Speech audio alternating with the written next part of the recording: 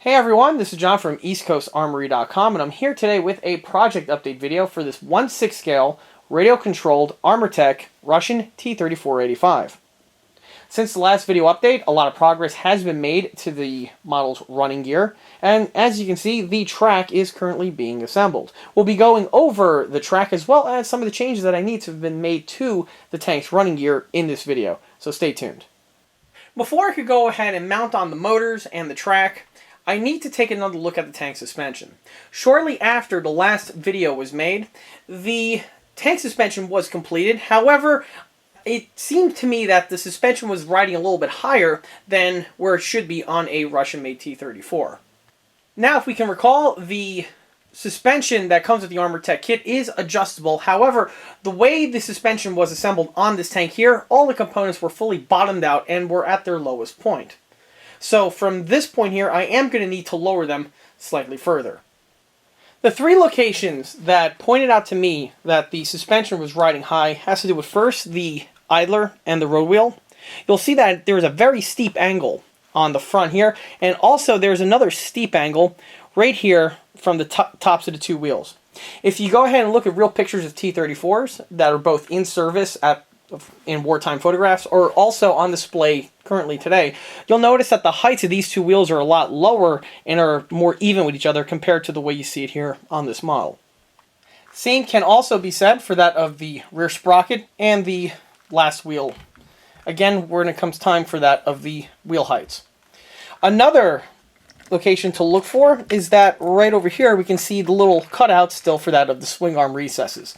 On the real T34, these are not present and are hidden behind that of the tire, which is indicative for the suspension being lower to the ground. Now, in order to test the tank suspension out, I actually took it off of the styrofoam blocks and placed it on the floor to see how the suspension would act with the tank sitting on its own weight. In addition to that, I also went ahead and put in the motors, the turret, as well as some dumbbells in order to simulate the tank's completed weight. Even with all of those components fitted to the inside, the tank was still riding very similar to the height that you see here. So any sag from the suspension is not necessarily going to be a problem. This is important when it comes time to the lowering process, as once the pieces are lowered, you don't want to have the tank bottoming out. Luckily, with the strength of the springs that are supplied with this kit here, that's not going to be the issue even with its lowered state. See the differences between the two heights of wheels. This one here was the way I had it stock, and this one here has and actually these two here have the fasteners that have been shorted and have been now remounted. Quick note, you can see the half moon still here from the pivoting slot that has been built into the plate, and on this wheel here, that's no longer visible. In order to get an idea on how much threading needs to be removed off of the bolt in order to lower the tank suspension, here I have two of the fasteners which were taken off of the tank. The first fastener here is stock, and this was exactly how the fastener looked when it was installed in the previous video. The fastener below it has had its modifications already made. As you can see, I went ahead and deleted this section here of threading. And I also went ahead and added a small little buffer system that we have here on the opposite end. Because now the suspension will be, or I should say this fastener head is going to be making contact with the brass mounts for the spring mount, I went ahead and added a steel washer and a neoprene washer. The neoprene washer will act as a buffer and will deaden the impact that the fastener head makes with the softer brass housing of the spring mount. Once the pieces are shortened like this, it is then time to remount into the vehicle. They're going to be remounted in the exact same procedure, which was showcased in the last video, where I had to smear grease on the stem, I drop a Loctite on the threading, and then I go ahead and bolt it together. Now, of course, this time it's going to be a little bit more difficult to bolt it together in that I'm actually fighting that of the suspension spring, but the procedure can still go through without too many issues. And here on the inside, you can see how the fasteners look now mounted with the suspension revised. If I zoom out, you'll notice that all of the fasteners have the buffer system that I developed, including the two in the front.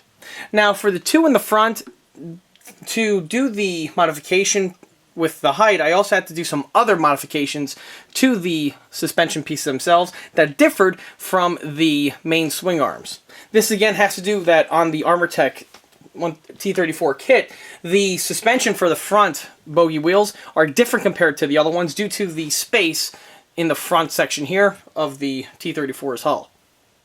Now, to make the modification to the front suspension unit, I have to first disassemble this bracket system that we have here.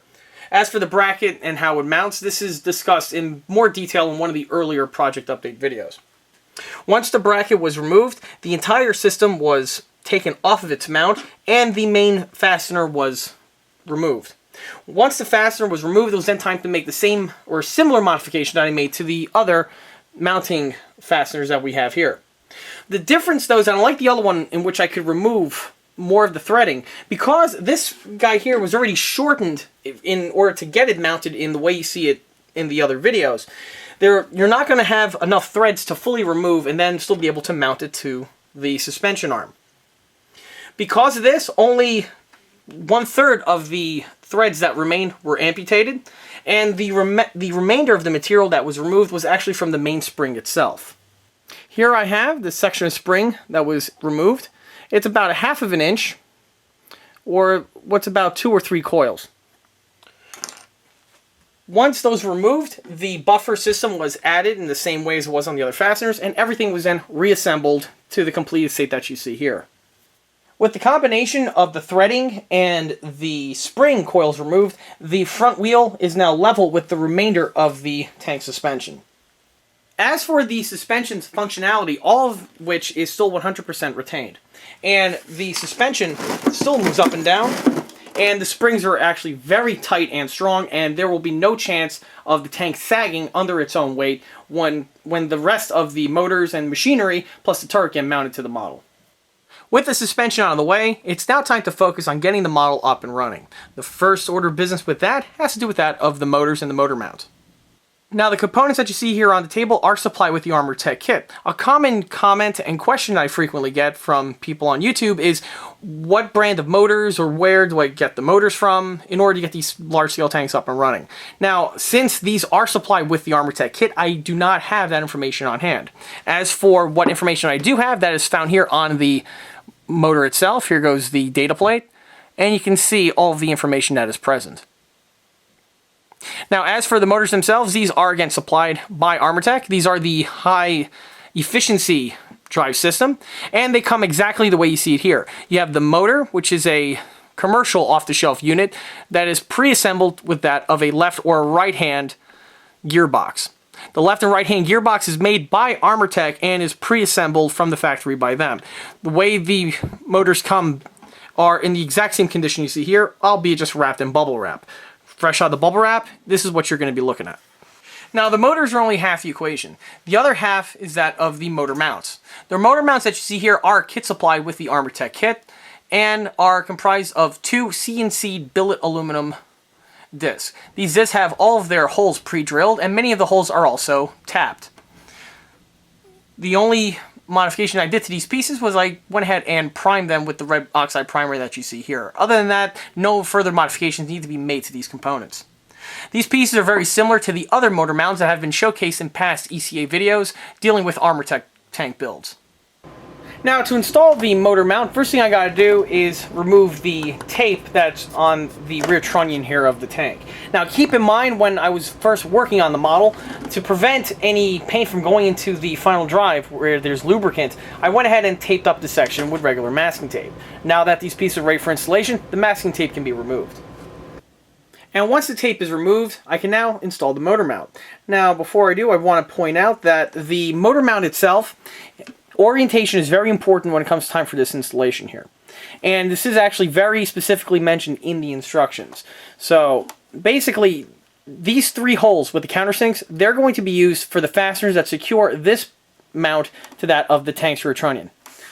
The reason why these are in this orientation here has to do with the way the motor needs to mount on. Once these fasteners are bolted on, the piece is then retained to the trunnion, and most importantly, it's flat. There's no fastener heads that are protruding. Because of this, when it comes time for mounting on the motor, it's going to be a nice smooth surface for the motor to butt up against perfectly, and then the fasteners simply go into their appropriate locations.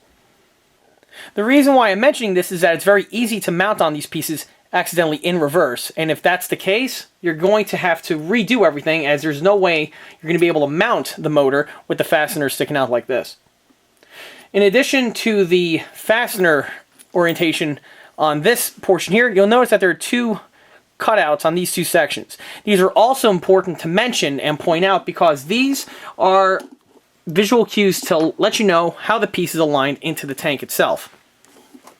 Because of the 3 holes that we have here for mounting of the mount, there are 3 corresponding holes that are pre-tapped on the rear trunnion. If you follow the instructions with these 2 cutouts here as guides, you'll be able to properly line up the holes to the ones on the mount and the trunnion itself. Other than that, the mounts are very easily installed, and as for the fasteners, again, the kit supply fasteners are to be used, and they're just going to be mounted as is. However, it's important to point out that red Loctite is highly recommended for this application here, as like I frequently mention, this is specifically one portion of the build that you do not want getting loose on you during operation. After the motor mount is installed, it's then time to mount on the motor. Now, as for the motor, the only prep work that I did was I added a good amount of grease to that of the little pinion gear that we have here. After that point there, it's ready for installation. Now, as for the installation on the T34, what's unique about it is that on the other Armortek tanks, the motors typically get mounted in this type of a format. However, because of the shape of the T34's rear hull, you're going to have to install it upside down. Now, this is as per the kit, and this is not something that can easily be screwed up, as if you try to put it in the other way, it's simply just not going to fit. So, once rotated 180 degrees, they'll simply mount directly into their appropriate location. As for the mounting, this is facilitated by 3 fasteners, and the motor mounts themselves are pre-tapped, and you just mount them in with the kit supply fasteners that I have here. The only addition that I made was that of a lock washer, which is a frequent addition that I make to these Armortek tanks. The last thing to mention, of course, is that of red Loctite to be utilized on these fasteners here, as, like again, I mentioned, you don't want these to ever get loose on you during operation. As for the install, I'm simply just going to line it in, and then I can start adding on the bolts. And here are the motors now mounted to the tank. When it comes to mounting on these motors, you want to have absolutely no wiggle on these components as possible. You want the fasteners to be fully tightened, but you don't want to over tighten them, as the trunnion that they thread into is made from aluminum alloy. So you want to tighten it just to the point where they're nice and secure, but not overly tight where you can possibly cause damage to the threads.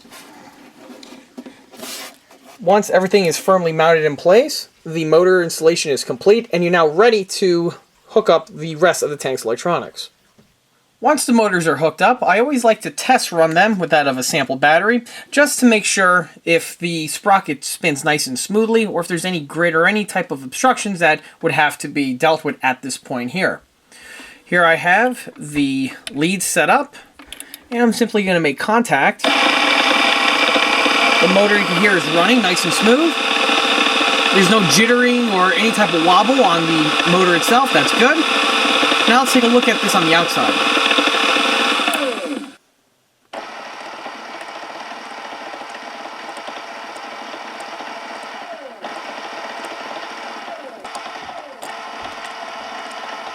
The sprocket is spinning nice and true, and it's also a very smooth running component.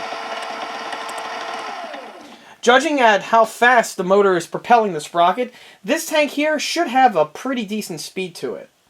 Combined with the type of tracks and the relatively light weight of this tank should be probably a little bit faster than that of the Armortek Sherman, which for a T34 is appropriate.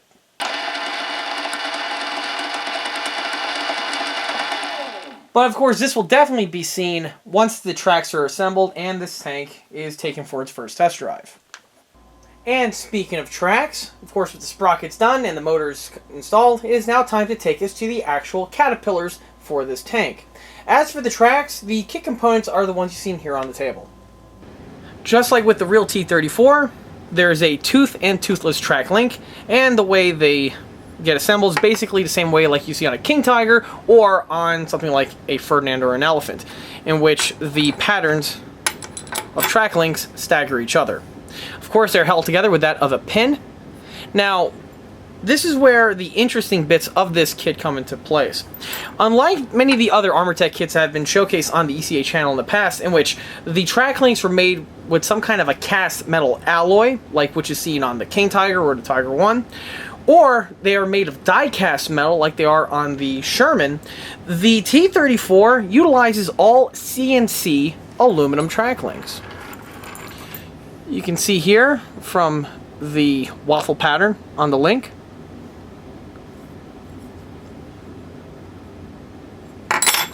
and on the toothless link as well. Just by looking at the type of materials that are used for this application, this definitely suggests that these T34 kits were a small run kit. They did not make a whole lot of these type of kits, and by the use of CNC tooling does save a little bit of money in that you don't have to invest in molds or anything else to produce these pieces. However, it is staggering to imagine just how many links were fabricated by Armortek with their CNC machines, definitely probably running overtime in order to crank out all these bits. To date, the T34 kits are the only kits from Armortek to ever receive this type of medium for use of track links. Now, as for the toothless link, you'll notice that there are two holes drilled into the center portions. This is as per the real vehicle, and the real vehicle would have had these locations here for mounting of that of track grouchers, which would have gave the tracks a lot more grip on something like ice or mud and those type of terrains. Specifically for the use in Russia, definitely something that would be helpful for this type of a vehicle. As for the toothed link, you'll notice that there are two more holes found in these two sections over here. The purpose for these holes have to do with that of the track pin retention system. This is also a lot different compared to the other tanks that have been released by Armortek over the years. As for the pin, that's this little guy that I have over here. You'll notice that it's a standard, chrome plated steel pin, which is the same type of material which Armortek does use on their other kits. However, you'll notice that unlike the other ones which have like a flat head over here and a drilled out section for that of a cotter pin, on this vehicle the pin is just a standard steel pin. There is a hole pre-drilled into the section here for that of the pin, and the way it works is that when the track links get assembled, you slide the hinge pin in, line it up, and then with the use of a small wire or a cotter pin of some sort, you can lock it in place with that of this little section over here. This will keep the pins firmly in place. Now, this is slightly different from the real T34. The real T34 actually used a system which was way simpler than this device over here. On the real T34, there really wasn't any track retention pin that was keeping the links together. The links utilized a large nail type pin, and when the tracks were installed, really nothing kept it in place. The key to keep the tracks from falling apart had to do with where the pin was located. And probably one of the most Russian type designs you can ever imagine to solve this problem of the track pin working loose. When the track pin would start moving off, as soon as it gets to a certain height, whenever the track runs its way towards this section here of the vehicle, the inclined surface here of this slab will make contact with the pin, thus shoving it back into the link, keeping it in place. Whenever a link would work itself loose, it would eventually come its way to this point here, and then of course get plinked back into its location. This is why when the T34 is driving, if you go on YouTube and actually see these things zipping around, if you pay attention, you can actually hear the clanking noise of the pin getting shoved back into its location. Like I said before, it is a brutally simple solution for a problem that is as Russian as you can possibly get.